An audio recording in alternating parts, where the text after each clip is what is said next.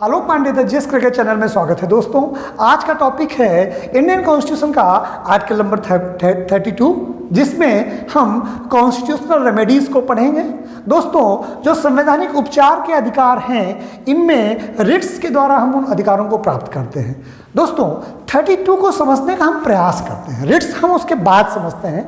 32 में ये कहा गया है कि भारत के संविधान में जो मौलिक अधिकार प्राप्त हैं, वो मौलिक अधिकारों को हम प्राप्त कहाँ से करेंगे?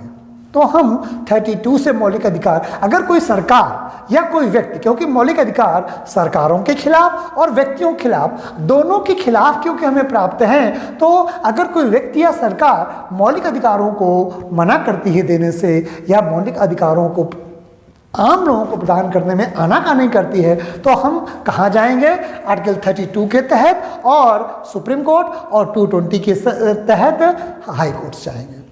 जो 32 है, ये करती क्या है? उपचार करती है। कौन से उपचार करती है? जो आर्टिकल 14 से लेकर के 31 तक लोगों को प्राप्त हैं। अगर वो अधिकार कोई व्यक्ति उनसे छीनता है या सरकार या सरकारें उनसे छीनती हैं, तो 32 के माध्यम से हम उन्हें प्राप्त कर सकते हैं।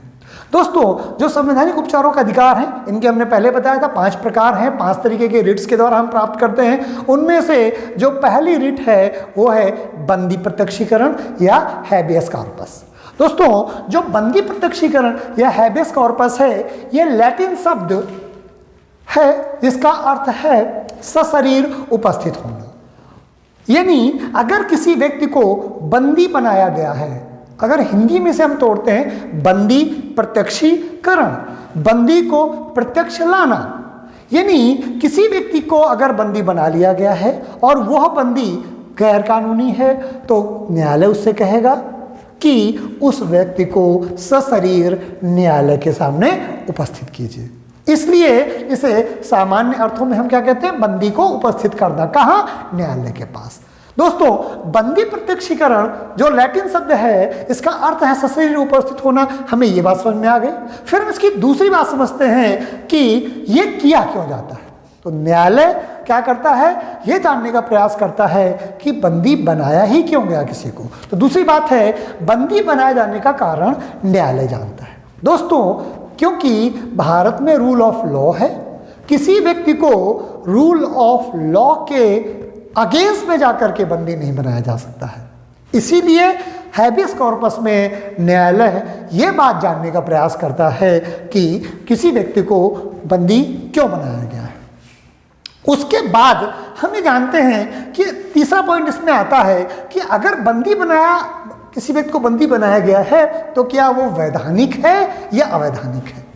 अगर कोई चीज़ वैधानिक है तब तो कोई बात ही नहीं है, व्यक्ति बंदी रहेगा। लेकिन अगर वो अवैधानिक है तो उसे तुरंत न्यायालय मुक्त कर सकता है।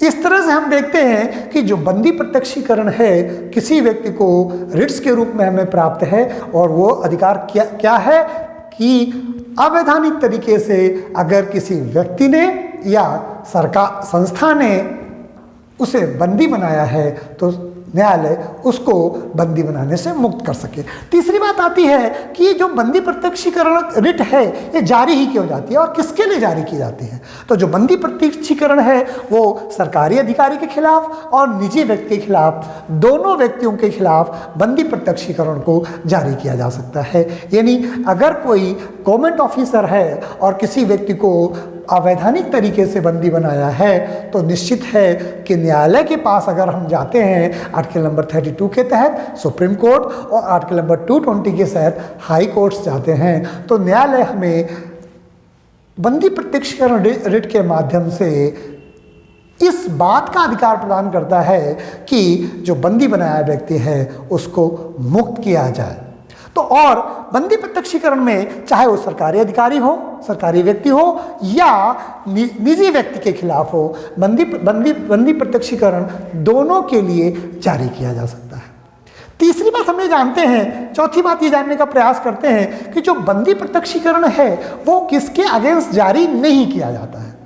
दोस्तों, जो बंदी प्रत्यक्षीकरण है ये कहाँ जारी नहीं होगा? नंबर 1 है, न्यायपालिका ने आपराधिक मामलों में किसी को अगर सजा दी है, दोस्तों अगर कोई चीज़ न्यायालय की द्वारा सजा दिया गया है तो वो वैधानिक होगा, और अगर कोई चीज़ वैधानिक है तो आप ये जानते हैं कि वैधानिक मामलों में बंदी प्रत्यक्षीकरण लागू नहीं होगी। दूसरी बात है न्यायालय की अवमानना। अगर कोई व्यक्ति न्यायालय की अवमानना करता है तो उसके खिलाफ भी बंदी प्रत्यक्षीकरण लागू नहीं होगा, उसे दंड दिया जाएगा। तीसरी बात है संसदीय विशेषाधिकार की अवमानना। अगर जो पार्लियामेंट्री वीटो पावर है, पार्लियामेंट्री विशेषाधिकार है, कोई व्यक्ति उनका उल्लंघन करता है तो वहां पर भी बंदी प्रत्यक्षीकरण लागू नहीं होगी। और चौथा है निवारक निरोध के अंतर्गत बनाए गए व्यक्ति को बंदी बनाना। आप जानते हैं निवारक निरोध अधिनियम अपराधियों के खिलाफ प्राप्त है, आर्टिकल 22 के तहत है, जिसमें किसी व्यक्ति को बिना कारण बताए भी बंदी बनाया जाता है। और वहां पर 22 में आर्टिकल नंबर 32 लागू नहीं होता, बंदी प्रत्यक्षीकरण की बात लागू नहीं होती है।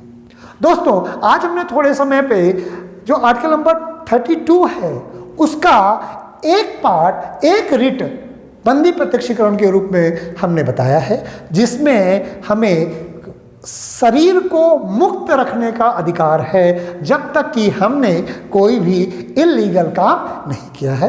बंदी प्रत्यक्षीकरण को हमने पहले ही बताया, हैबियस कॉर्पस को निजी व्यक्ति और सरकारी व्यक्ति दोनों के लिए जारी रखा जा सकता है। बंदी प्रत्यक्षीकरण जो है यह स्वतंत्रता पूर्व और स्वतंत्रता बाद के अधिकारों में एक विशेष अंतर रखता है। हमने बंदी प्रत्यक्षीकरण को इसलिए भी जारी किया था कि स्वतंत्रता के पहले भारतीयों को कानूनी रूप से या लीगल रूप से कोई भी इस तरह का अधिकार प्राप्त नहीं था। बंदी प्रत्यक्षीकरण हमें हमारे शरीर को स्वतंत्र रखने का अधिकार देता है जब तक कि हमने किसी तरह का कानूनी उल्लंघन नहीं किया। दोस्तों रिट्स में से आर्टिकल नंबर 32 का फर्स्ट पार्ट जो 5 रिट्स हैं उनमें से मैंने पहली बंदी प्रत्यक्षीकरण को बताने का प्रयास किया है। उम्मीद है कि आपको बंदी प्रत्यक्षीकरण समझ में आई होगी। नेक्स्ट वीडियो में मैं इसके आगे की रिट्स को समझाने का प्रयास करूंगा जिससे कि रिट्स आपको आसानी से समझ में आ जाएं, क्योंकि कॉम्पिटिटिव परीक्षाओं में वो चाहे आईएएस की तैयारी हो, पीसीएस की हो, यानी यूपीएससी या यूपीपीएससी हो, या किसी छोटे एग्जाम में एसएससी, रेलवे, बैंक या क्लरिकल पोस्ट में भी आर्टिकल 32 बहुत बड़ी मात्रा में पूछा जाता है। इंटरव्यू वगैरह मेंस में तो आता ही आता है। तो आपको बहुत अच्छी तरह से चीज़ क्लियर होनी चाहिए। उम्मीद है बंदी प्रत्यक्षीकरण आपको समझ में आई होगी। नेक्स्ट वीडियो तक के लिए बच्चों जय हिंद।